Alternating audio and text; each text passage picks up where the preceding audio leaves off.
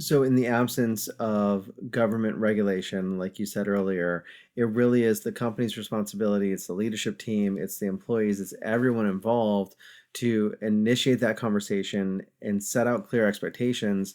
And it sounds like review them almost as consistently as you might review your burnout check-in as well. Let's imagine for a moment that there is a performance issue from someone who's doing remote learning or not learning, excuse me, that's kids remote working and they're not performing. How Mhm. is there special considerations around feedback and performance management and those types of discussions that have to be considered when giving feedback, or is it the same as someone who's on site?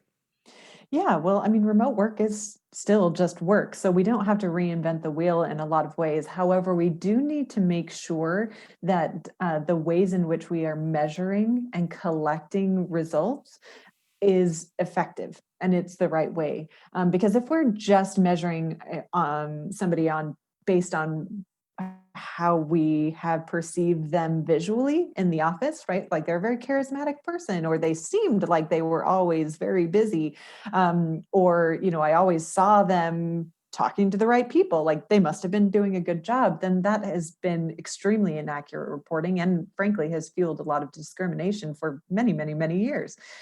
So we need to make sure that we are truly measuring and tracking true productivity, which is very results based. And thankfully, those results are easier to measure in a virtual context than it is to when we can't see them, right?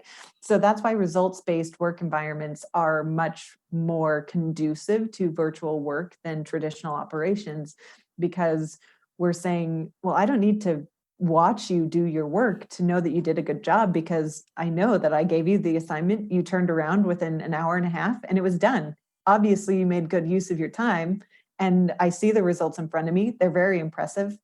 Congratulations, you're a hard worker.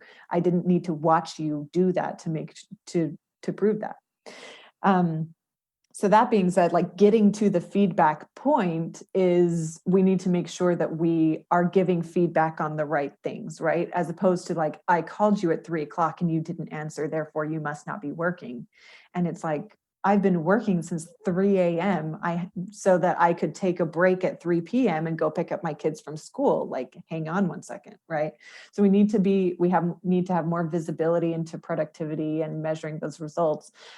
Then after we give that feedback, we need to be more transparent and open in our communication.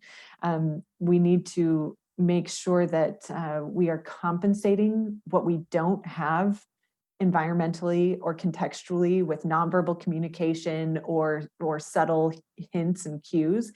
We don't have that. So we need to be very, very articulate in what we're saying in our feedback sessions and being very empathetic. That is still the same, right? Like we needed to do that in the office. So the feedback session itself won't change much. The only thing that we need to think about specific to working from home is that when we're giving people feedback, and specifically when they're in a home office and not just a co-working space or not just on the road, but when they're working from home, home is where people are safe. Home is where people are able to be their true, authentic, genuine selves. It is the only safe place that they have in the world, or for most people. So when we are critiquing somebody in that space, then they are hearing it personally and professionally. So we have to be very, very empathetic in the feedback that we give, and make sure that our feedback is very based on results and based on measurable criteria, that has all happened at work, and that we're not saying anything that could be interpreted as you're a bad person, you're a negative as an individual, it's not working. There's no personality things, because what they're hearing is, I'm a bad person in my safe space. There's nowhere safe for me to go to. I can't escape work. And then that is going to fuel a mental health crisis. So yeah, we just in terms of the feedback session need to keep it very, very data driven, very focused on work, and be cognizant that they are in a very much more vulnerable state than they usually are. They can't, come into work and put a brave face on and then go home and cry like they are at home. And we need to be more sensitive to that.